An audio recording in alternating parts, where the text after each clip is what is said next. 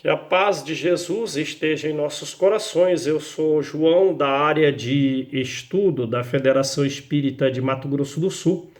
Também frequento o Centro Espírita Constantino Lopes Rodrigues, no bairro Nova Lima, no qual ofertamos estudo a crianças de escolas públicas para que elas sejam aprovadas ou em concursos públicos ou em concurso de escolas privadas e possam cursá-las, né, mesmo a privadas, com bolsa da própria escola ou auxílio de empresários locais.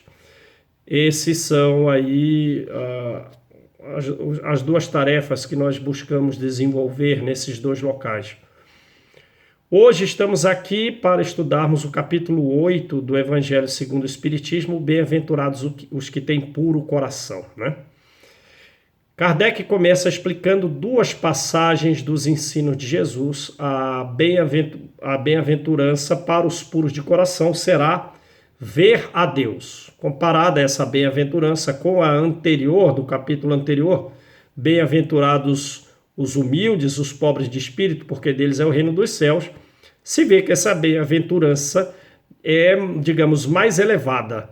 Não é só de estar numa boa colônia espiritual, é de ver a Deus, né? Ora, mas naturalmente uma bem-aventurança, digamos assim, não se desvincula da outra, porque o homem, para ser puro de coração, naturalmente ele deve ser humilde, ele deve ser uma pessoa simples, porque não tem como uma pessoa ser pura de coração e ao mesmo tempo ser egoísta ou orgulhosa, porque conforme a mensagem de Hahnemann, no capítulo seguinte, no capítulo 9, também do Evangelho, o orgulho e o egoísmo, naturalmente, estão meio mesclados em todas as espécies de imperfeições do homem, como a causa dessas imperfeições, né?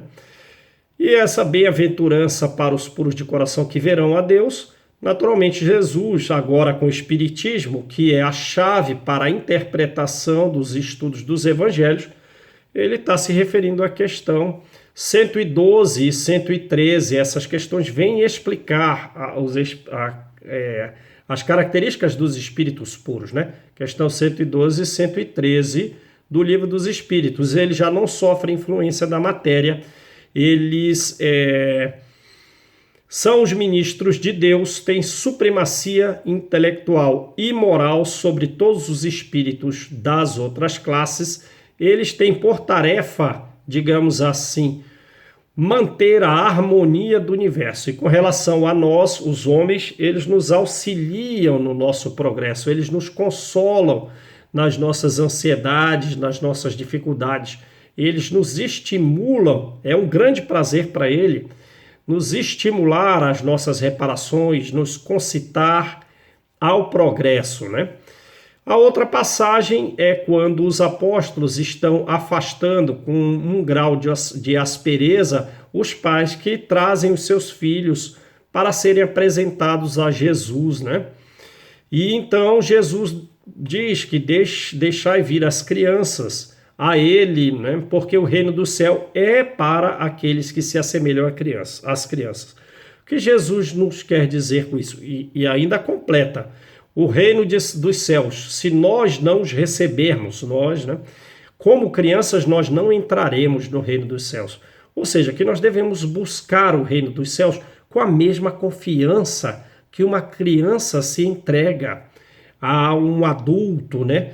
Que nós somos crianças espirituais, os nossos níveis intelectuais ainda são pequenos e nós devemos ouvir os espíritos superiores, confiar em Jesus, buscá-lo sem receio, né? Sem temor, sem orgulho. Essa é a finalidade explicada, né? O Evangelho, o Espiritismo vem para isso, para explicar o trecho da passagem. E nada mais claro do que no livro Nosso Lar, em que André Luiz, ele perdeu toda a noção de rumo, quer dizer, ele já não sabe mais o que fazer para seguir algum rumo. Ele está na região umbralina, ele vê espíritos de fisionomia monstruosa, mas vejam, ele vê também rostos alvares. E de vez em quando ele vê uma luz pardacenta. Já explicamos sobre isso. E ele começa então a chegar a reflexões que, acima de todos os pensamentos humanos, dos pensamentos científicos a que tanto nós nos dedicamos aqui, existe algo que está na direção de apontar os rumos. E esse algo é a fé.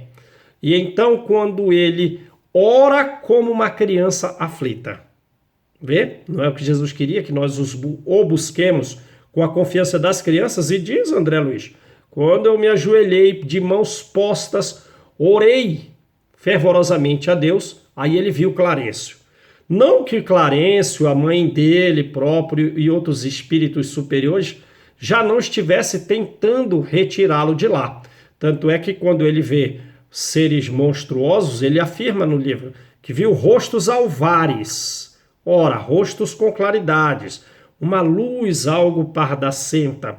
São os espíritos que estão buscando resgatá-lo, mas ele está preso ao seu próprio pensamento, e esse pensamento com vínculo ao pensamento das pessoas que estão no umbral, a ponto dele não conseguir identificar, não fazer uma sintonia com esses espíritos superiores, para que ele receba o atendimento e possa seguir para o reino dos céus, né? E mais à frente ver a Deus. Então tem que ter pureza de coração. Nós temos que buscar o reino dos céus como crianças, com a confiança das crianças, permitir que Jesus nos guie para irmos às boas colônias espirituais e mais à frente, né? Algum trecho talvez um tanto longo, nos tornarmos efetivamente puros para vermos a Deus, que tem aquelas características das questões 112 e 113 do Livro dos Espíritos, né? O outro ponto é, bom, a gente sabe que essa questão de passar pelo período da infância, que o homem está mais apto a, digamos assim, a modificação através do processo educacional nessa fase em que, digamos assim, estão em estado latente as suas ideias, né? E estão esquecidos os erros de vida pregressa que podem levá-los a não progredir se houvesse uma lembrança dos equívocos passados. Então essa fase infantil, a mãe e o pai, eles estão mais assim concitados a auxiliar os filhos, né? De uma forma mais amorosa, de uma forma mais solícita por esse período infantil.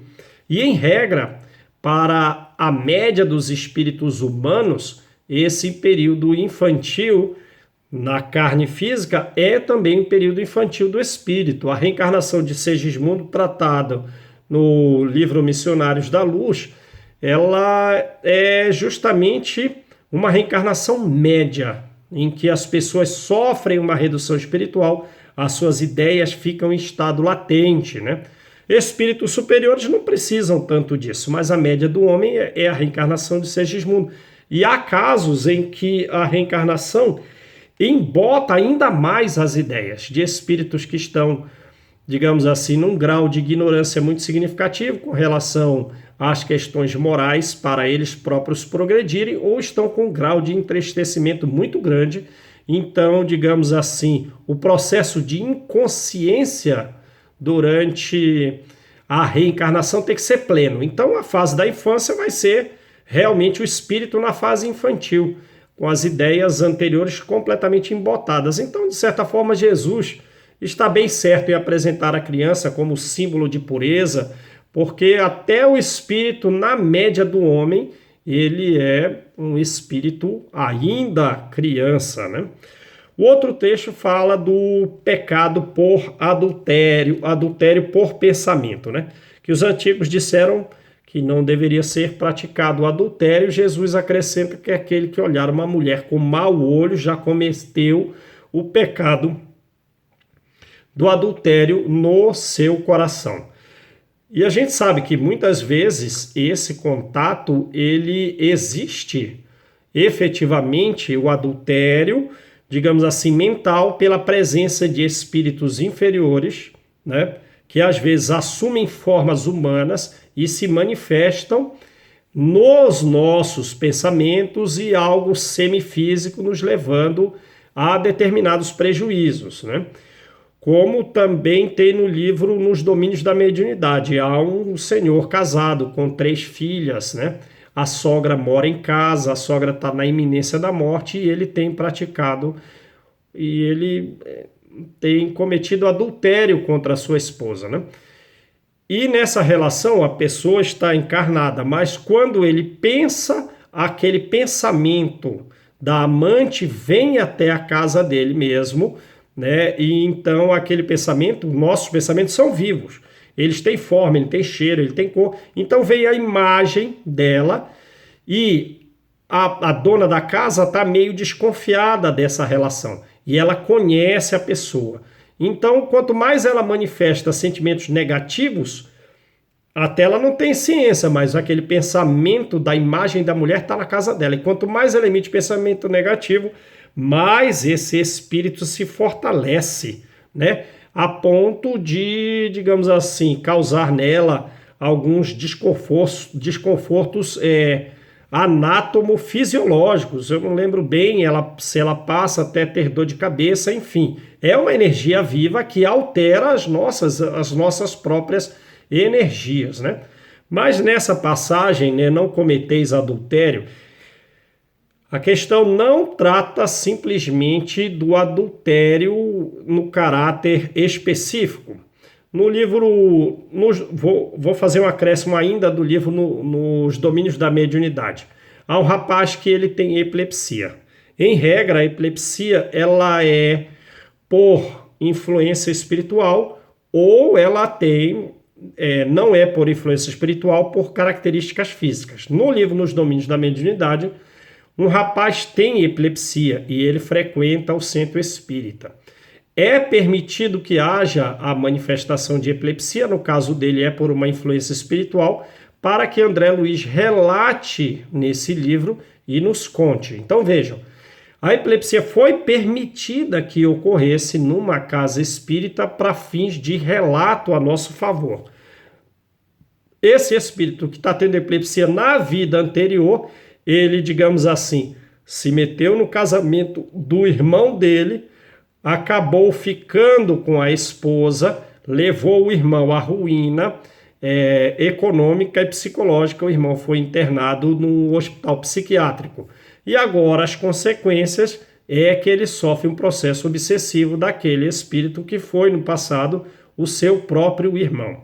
Então vejam aí as consequências significativas do adultério. Mas, voltando ao Evangelho segundo o Espiritismo, o adultério, digamos assim, em caráter geral, é toda espécie de mal, é toda espécie de pecado. E a gente sabe que essas questões de pureza, por consequência, não estão só nos atos, estão também nos pensamentos, né? Que uma pessoa que nem pensa no mal, sim, então ele já está mais puro. E qualquer pensamento de equívoco, de mal, de pecado nosso, mostra impurezas do nosso coração, que não nos permite ver espíritos mais superiores. Até pelo contrário, a gente acaba fazendo sintonia e nos permite aproximação e visão ou algum contato sensitivo com espíritos inferiores, né? Então, Allan Kardec pergunta o seguinte: qual é a consequência, então, de um mau pensamento, mesmo que ele não gere efeito? Ele também é algo negativo? Não, nem sempre, nem sempre. Se a pessoa tem um pensamento negativo, mas ele busca repeli-lo com energia, então, digamos assim, ele está em vias de progresso. Digamos, ele não procura circunstância para a prática daquele adultério ou para a prática daquele mal, daquele equívoco. Mas as circunstâncias aparecem. E se ele vence o pensamento ruim, o pensamento equivocado, então ele, digamos assim, está se desvinculando do mal, ele está em vias de progresso, né? E ele vai felicitar-se consigo mesmo, portanto, retirar a felicidade justamente de ter resistido à prática do mal. E nesse processo, digamos assim, de influência dos espíritos inferiores, ele não as sofre. Ele vem o pensamento, mas como ele resistiu à prática do mal, ele está até praticando o que a Joana de Ângeles diz da caridade mais difícil, que é justamente influenciar positivamente esses espíritos inferiores que desejam derrubá-lo. Há uma permissão divina para que esses espíritos, de certa forma, se aproximem quando há uma sintonia nossa. Porém, Deus assim permite não para que caiamos, para que nós, sustentados pelos espíritos superiores também, porém, participando com livre vontade, porque senão não há progresso, pratiquemos um grau de caridade que, digamos assim, seja uma caridade muito mais meritória do que entregar pão, do que entregar remédio, do que fazer algum auxílio de características físicas a alguma pessoa. Porque esse processo não é simples, não é fácil, às vezes leva a um longo prazo, mas é algo muito meritório participarmos aí no período de uma década, 2 ou mais, ou 3, um processo de conversão desses amigos espirituais inferiores que foi permitido que eles permanecessem ao nosso lado, né?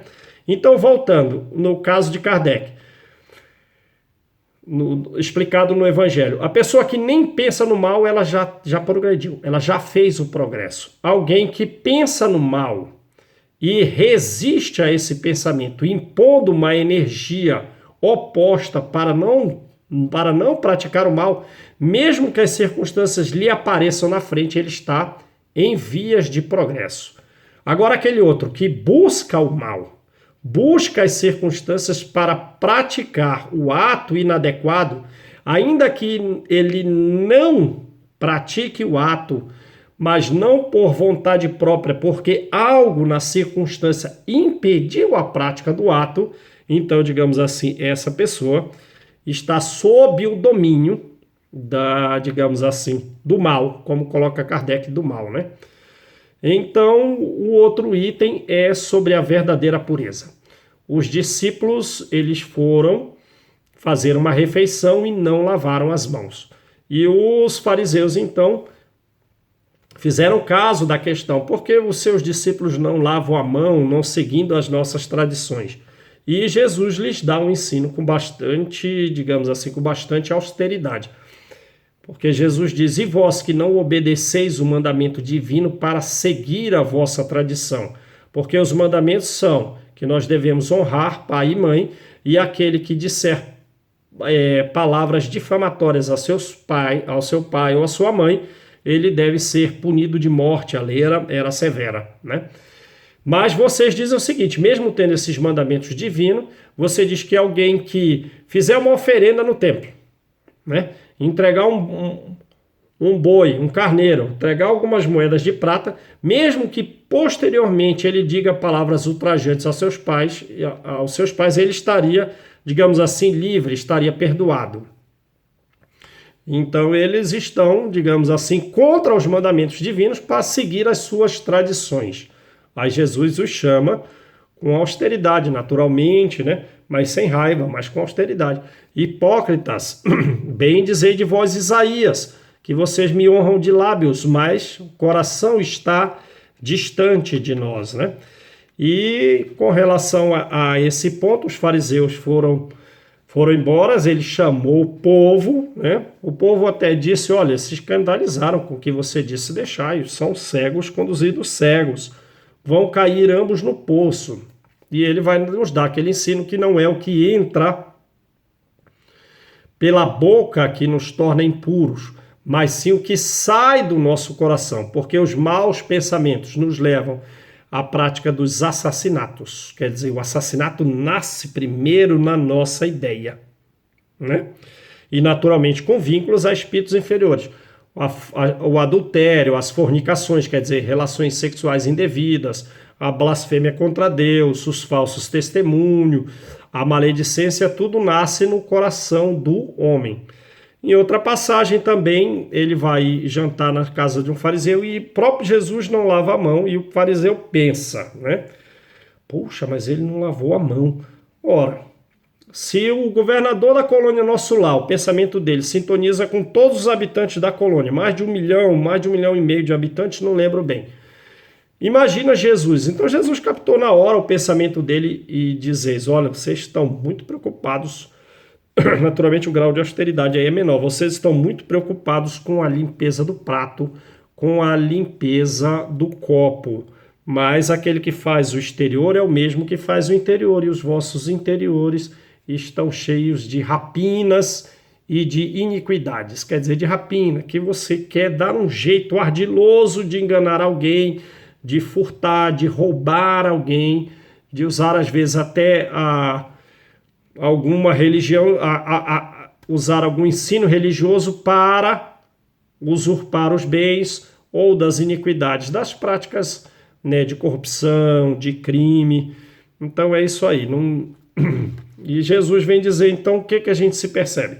Que os judeus, eles, digamos assim, ficaram mais preocupados com a forma do que com o fundo. Preocupados com a lavagem das mãos, esqueceram da parte principal, que é a nossa reforma íntima. E que, diz Kardec, que os cristãos hoje em dia também, eles botaram a forma superior ao fundo.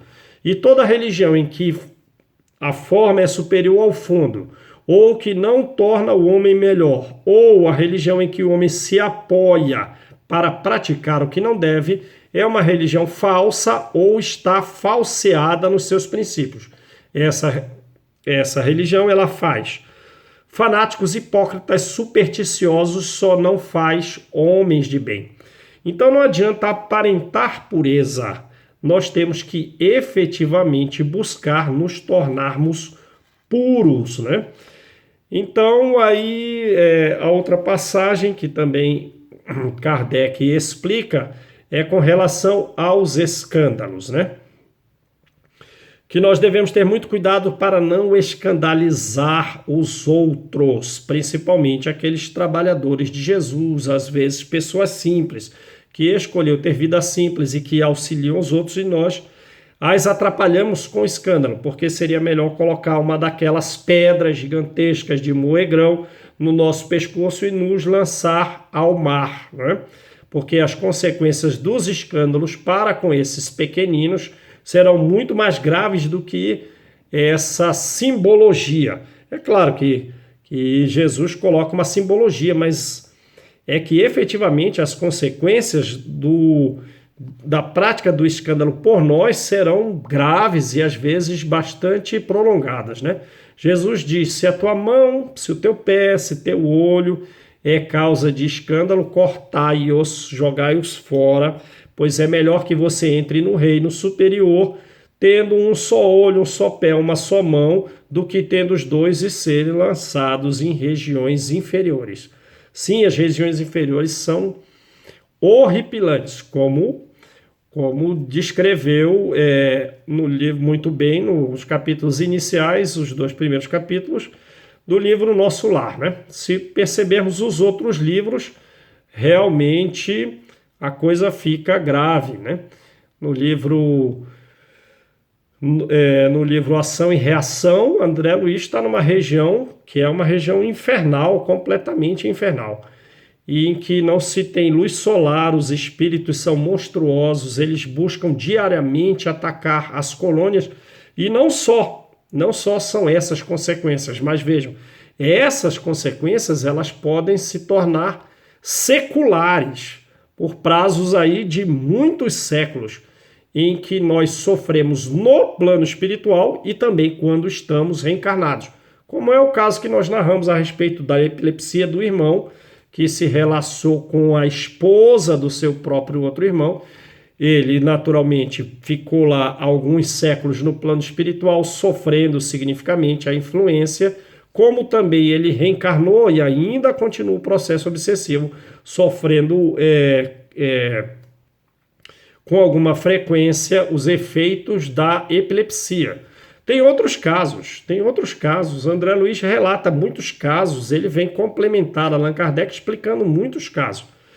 Tem um outro caso de uma mulher na Toscana que ela fica 1 milênio sofrendo, porque no século X ela sugeriu, ela estimulou o seu noivo a matarem os pais dele para que eles ficassem com recurso, e ela vem sofrendo então há mais de milênios. Veja, o ensino de Jesus naturalmente ele é alegórico, cortar pé, mão, retirar um olho, porque nós precisamos do corpo, como tem no capítulo 5, de toda a saúde do corpo para cumprirmos a nossa missão na Terra, que já não é uma missão simples, mas, digamos assim, para efeitos de ensino, a simbologia de Jesus é magnífica, porque a justiça divina de ressarcimento muitas vezes pode ser muito difícil e pode ser realmente muito longa, né? Muito longa. Mas no sentido vulgar, os escândalos são o quê? Para nós, para o homem comum, que não busca estudar muito as questões espirituais, é algo que choca a moral, é algo que choca a decência. E o homem está mais preocupado não com o episódio em si, para que ele possa se corrigir, mas ele está preocupado com a repercussão, com o ruído que os outros vão falar a respeito daquilo, né? Porque ele não quer que sofra o seu orgulho, ele quer que as suas torpezas permaneçam ocultas, ele não quer ter diminuída a consideração que as outras pessoas lhe dirigem. Então essa é a preocupação digamos, do raciocínio comum com relação aos escândalos, né? Mas de uma maneira geral, pelos escândalos nós nos corrigimos, né? Alguém que está sofrendo um escândalo, provavelmente na vida anterior, caminhou meio mal. Então vejam que os escândalos eles servem de castigo de prova. Castigo para quem, por causa anterior, vai sofrer o escândalo para ter uma liberdade. Esse está na frente do progresso.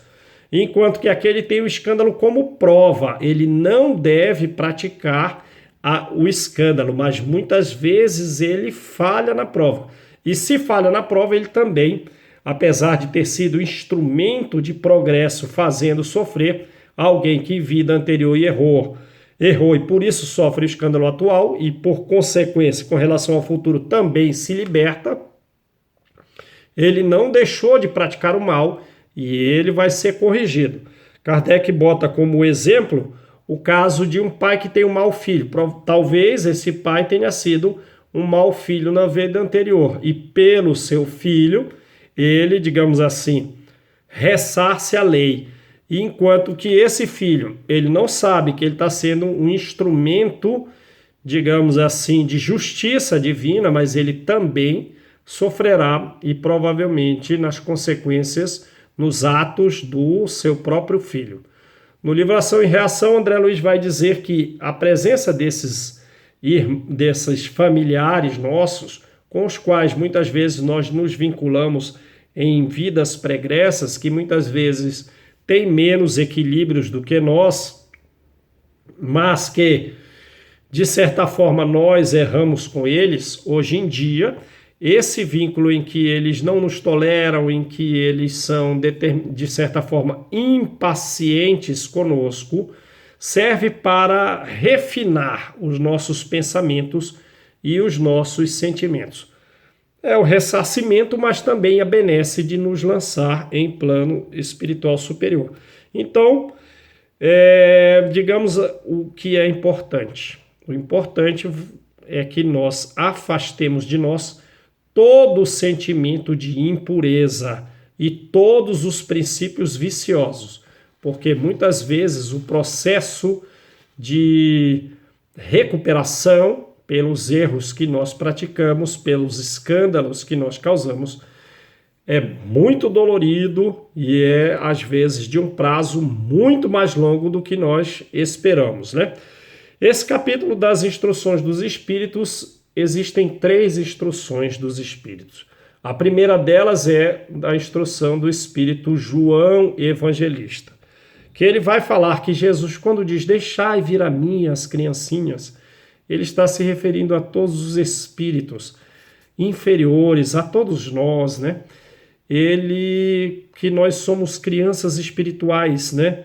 Nível intelectual infantil. É assim que nós somos, né?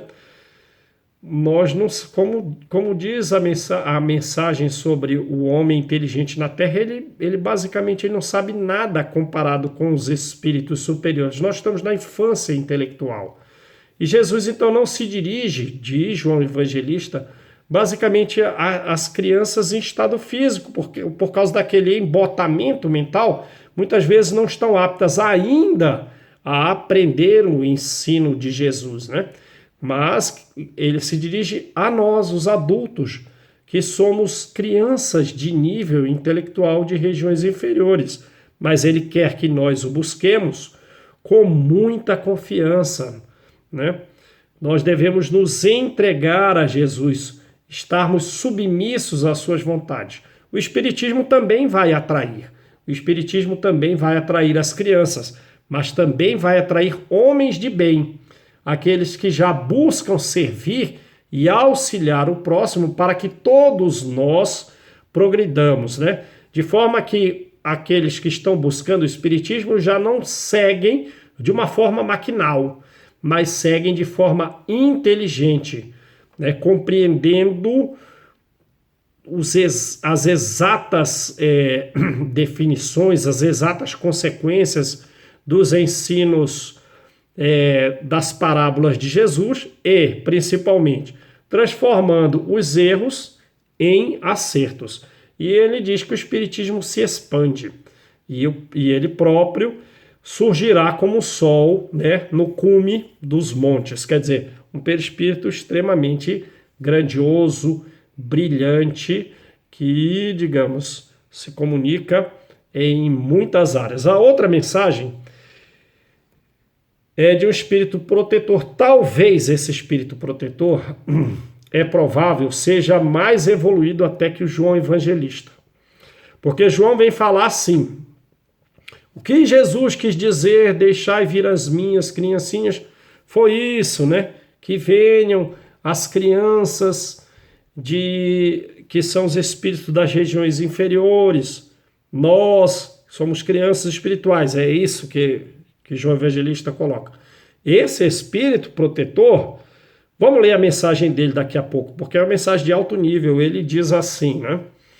Que ele tem o leite, o amparo, o consolo, o esclarecimento a dar para todos nós, né? E ele vem falar que vai nos ensinar a como produzir o remédio que há de nos curar. Esse remédio que há de nos curar, tanto as chagas do coração quanto quaisquer outras, ele vai dizer, é o amor e a caridade. Porque com o amor nós faremos a vontade do Pai e não a nossa vontade. Nós bendiremos a Deus na alegria, na dificuldade.